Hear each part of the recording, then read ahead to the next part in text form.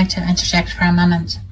What you are referring to as Linux is in fact GNU/Linux, or as I've recently taken to calling it, GNU plus Linux.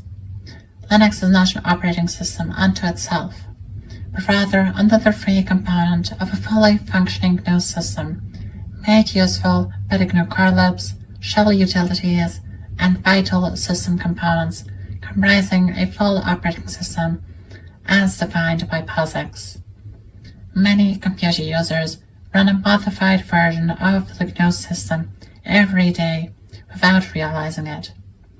Through a peculiar turn of events, the version of GNU which is widely used today is often called Linux, and many of its users are not aware that it is basically the GNU system developed by the GNU project. There really is a Linux, and these people are using it, but it is just a part of the system they use. Linux is the kernel, the program in the system that allocates the machine's resources to the other programs that you run. The kernel is an essential part of the operating system, but useless by itself. It can only function in the context of a complete operating system. Linux is normally used in combination with the GNU operating system.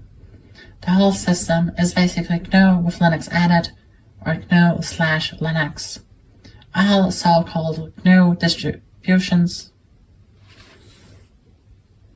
all so-called Linux distributions are really distributions of GNU/Linux.